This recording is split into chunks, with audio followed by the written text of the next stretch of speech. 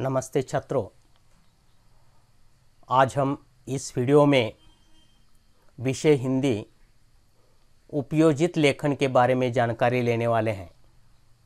आप सभी को पता है, हिंदी भाषा में गद्य, पद्य, पूरक पठन, व्याकरण और उपयोजित लेखन ये 5 विभाग होते हैं।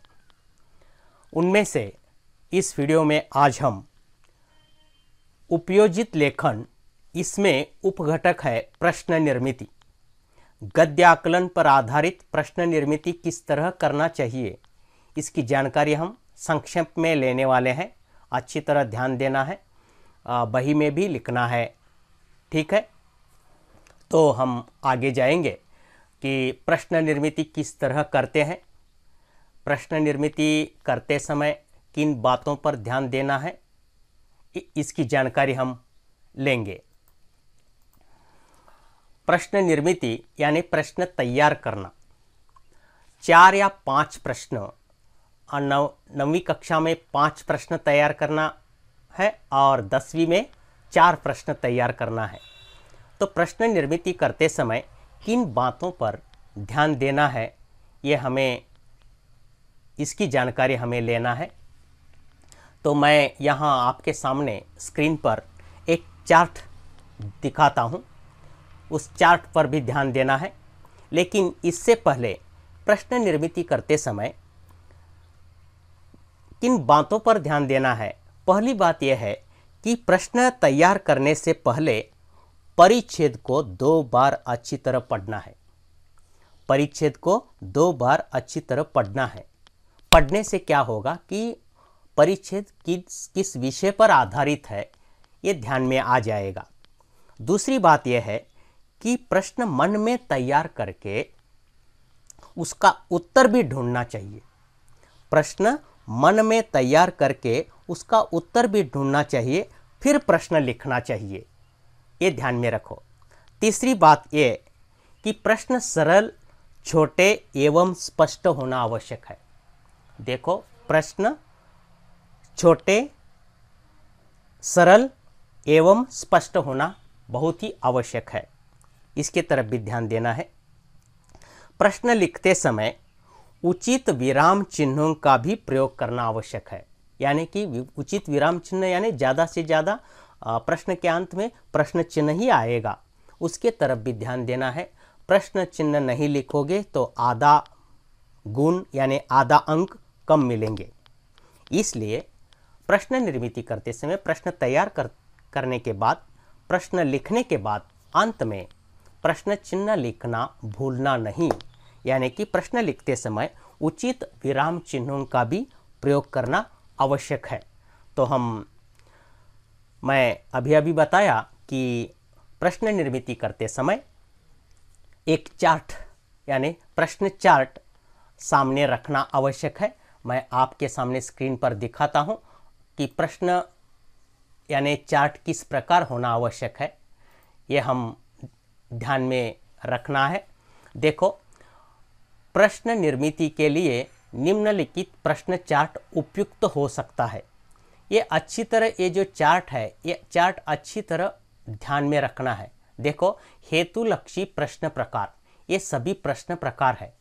प्रश्न निर्मिति करते समय इन शब्दों का इन प्रश्न जो शब्द है, प्रश्न तैयार करते समय इन शब्दों का हम उपयोग करते हैं।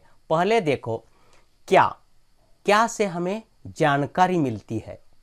देखो, अगला शब्द है कब से हमें समय या काल का पता लगता है, ध्यान में रखो।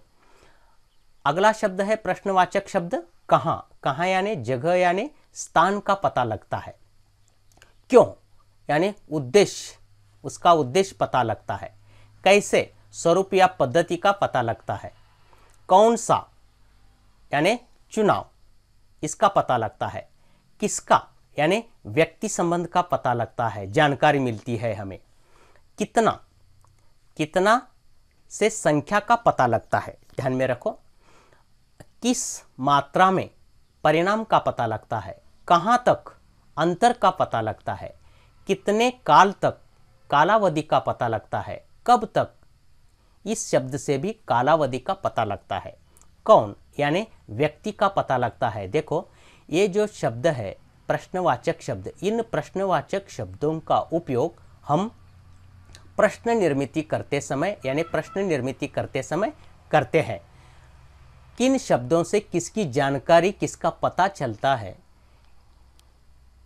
इसकी जानकारी मैं यहाँ देने की कोशिश की है मैंने। तो ध्यान में रखो कि इन शब्दों से हमें प्रश्न निर्मिति करना है। तो उदाहरण के तौर पर मैं एक परिच्छेद आपके सामने रखता हूँ और पढ़ता हूँ।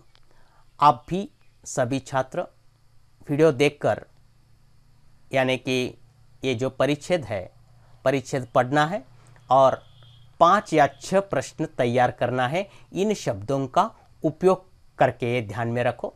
तो मैं आपके सामने परिच्छेद रखता हूँ। देखो परिच्छेद क्या है। गद्याकलन इसी प्रकार सूचना रहती है, निम्नलिखित गद्यांश पर ऐसे 5 प्रश्न तैयार कीजिए जिनके उत्तर एक एक वाक्य में हो। फिर एक बार देखो, निम्नलिखित गद्यांश पर ऐसे 5 प्रश्न तैयार कीजिए जिनके उत्तर एक एक वाक्य में हो। तो देखो मैं परिच्छेद पढ़ता हूँ, आप भी पढ़ना है, 2 बार पढ़ना है और अच्छी तरह पहले मैं जो प्रश्नवाचक शब्द बताया उन्हीं प्रश्नवाचक शब्दों का उपयोग करते हुए 5 या 6 प्रश्न तैयार करना है। देखो परिच्छेद क्या है। मनुष्य के चिंतन के 2 रूप होते हैं, सकारात्मक और नकारात्मक। मन के जीते जीत है, मन के हारे हार। इस कथन में मन और जीत अर्थात विजय का सीधा संबंध मन से है। मन को जीत का अर्थ है विश्व को जीतना, अर्थात मनुष्य को जो चाहे वह प्राप्त कर सकता है, सीधा बन सकता है। सकारात्मक चिंतन मानव का पथ सदैव विजय की ओर बढ़ता है। ध्रुव की कहानी सकारात्मक चिंतन का उदाहरण है। समुद्र तट पर बैठा हुआ कायर व्यक्ति डूबने के भय से समुद्र के आंचल में छिपे मोतियों को निकालने का साहस नहीं कर पाता। डूबने का भय उसकी नकारात्मक सोच का परिणाम है। सृष्टि का यह अटल नियम है कि सफलता के साथ असफलता भी मिलती है, लेकिन इसका यह अर्थ कदापि नहीं कि सदैव असफलता ही मिलेगी। असफलता तब मिलती है जब व्यक्ति की सोच नकारात्मक रूप से लेती है। पानी से आधे भरे किसी गिलास को 2 रूपों में कहा जा सकता है, आधा भरा और आधा खाली। आधा भरा सकारात्मक रूप को उभारता है, जबकि आधा खाली नकारात्मक रूप को, मन को हार से अलग करने का साधन है। वीर तथा संकल्प शक्ति से साधन संपन्न व्यक्ति के चरित्र को पढ़ना, आत्ममंथन करना तथा सकारात्मक सोच। इस प्रकार यहाँ मैं आपके सामने एक परिच्छेद रखा हूँ। इस परिच्छेद के आधार पर आपको 5 या 6 प्रश्न तैयार करना है। किन शब्दों का उपयोग करना है प्रश्न तैयार करते समय, ये भी ध्यान में रखो। प्रश्न तैयार करते समय किन बातों पर ध्यान रखना है, ये भी ध्यान रखना है। ये अच्छी तरह ध्यान में रखो कि 5 या 4 अंकों के लिए ये कृति पत्रिका में प्रश्न रहता है। मुझे लगता है कि जो भी बदल हो गया तो मैं बताऊंगा, लेकिन अभी 9वीं कक्षा के लिए 5 अंक है और 10वीं कक्षा के लिए गद्याकलन के लिए 4 अंक है। तो 5 या 6 प्रश्न तैयार करने की कोशिश करना है। प्रश्न किस प्रकार होना चाहिए ये भी मैंने बताया है, अच्छी तरह ध्यान में रखो। ठीक है, ये जो प्रश्न निर्मिति घटक है हम यहाँ ख़त्म करते हैं। मुझे आशा है कि आप 5 या 6 प्रश्न तैयार करोगे, 2 बार परिच्छेद पढ़ो और प्रश्न तैयार करने की कोशिश कीजिए। ठीक है।